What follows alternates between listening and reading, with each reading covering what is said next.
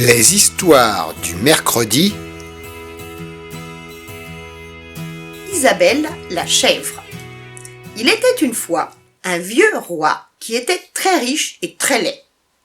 Il était si avare que son château n'était jamais chauffé, de sorte qu'il était enrhumé, larmoyant et renifleur.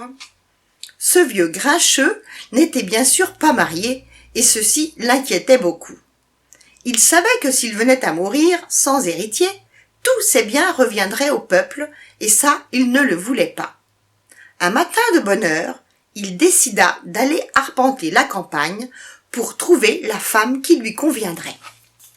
Chemin faisant, il vit une belle jeune fille en train de travailler au milieu d'un champ, une chèvre à côté d'elle. Vite, il se cacha derrière un buisson et sortit sa longue vue pour mieux l'espionner. « Elle est bien belle et travailleuse, pensa-t-il tout bas. Une fois mariée, elle pourra travailler pour moi, cela ne me coûtera rien. » Il alla chercher son vieux majordome et l'entraîna derrière le buisson. « Regardez cette jeune fille là-bas. Va voir ses parents et dis-leur que je lui fais l'immense honneur de devenir ma femme. » Mais entre-temps, la jeune paysanne s'en était allée chercher de l'eau au puits pour sa chèvre. « Quelle jeune fille ?» demanda le majordome. « Je ne vois pas de jeune fille. »« Regarde dans la lorgnette, pauvre sot. Elle est là, au milieu du champ. Il n'y a qu'elle. La vois-tu, oui ou non ?» Le pauvre majordome, qui en avait assez de prendre des coups et qui détestait le roi, fit un signe de tête. « Oui, oui, ça y est, je la vois, sire. »« Vois-tu comme elle est belle et costaude ?» demanda le roi en reniflant. « Oui, oui, dit le majordome, en regardant la chèvre broutée. Je la vois, sire. »« Alors, cours chez ses parents, dépêche-toi, et reviens avec une bonne nouvelle. Sinon, tu auras 100 coups de bâton. » En chemin, le majordome pensait. Le rhume lui sera monté au cerveau. C'est sûr, mais une chèvre, c'est bien là tout ce qu'il mérite. Lorsqu'il arriva dans la cour de la ferme, il trouva le paysan et la jeune fille. « Nous avons déjà payé nos impôts, » se mit à hurler celui-ci en le voyant. « Nous n'avons plus rien, alors fichez le camp. »« Je vous en prie, je ne viens pas pour ça. »« Et pourquoi alors ? » ?»« Comment se nomme votre chèvre ? » ?»« Isabelle, dit le fermier. »« Mais elle est à nous, pas question de la donner au roi. »« Il ne s'agit en aucun cas d'une donation, mais plutôt d'un mariage. Sa majesté veut épouser votre... mademoiselle Isabelle. » Le paysan regarda sa fille, et tous deux éclatèrent de rire. « Je vous en prie, s'écria le vieux majordome d'un ton suppliant. Ne dites pas non, sans quoi je suis bon pour les coups de bâton. Mon vieux dos ne le supporterait pas.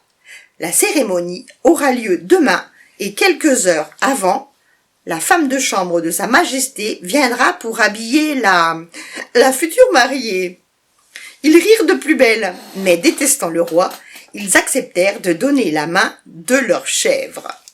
Le roi, ravi, essuya son gros nez et dit d'un air orgueilleux. « Demain, je renvoie le jardinier.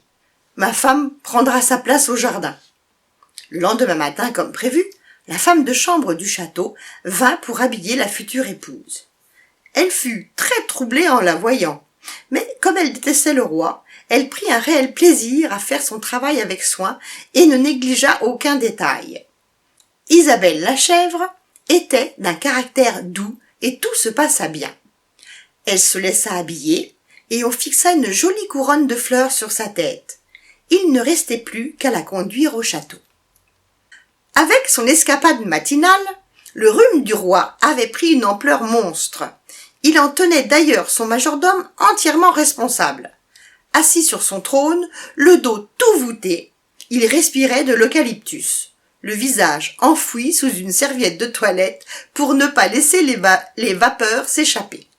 « Voulez-vous reporter la cérémonie ?» demanda gentiment le vieux majordome. « Qu'on en finisse, dit le roi en toussant, prêt à s'étouffer. Qu'on en finisse et qu'on me laisse aller me coucher. » Ainsi, en cette belle journée de printemps, Isabelle, la chèvre, devint l'épouse légitime du roi. Et les derniers mots du maître de cérémonie furent, comme dans chaque mariage, « Vous pouvez embrasser la mariée. » Le roi grincheux ôta sa serviette et colla ses lèvres à celles d'Isabelle.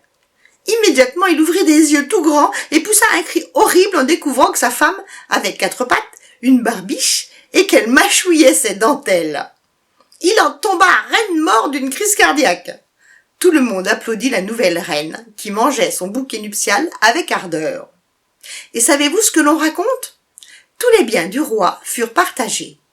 Quant à la reine Isabelle, elle vécut longtemps. Chaque jour, elle broutait les pelouses du château. Son lait était doux et parfumé, et de ce lait, elle donnait le plus merveilleux de tous les fromages.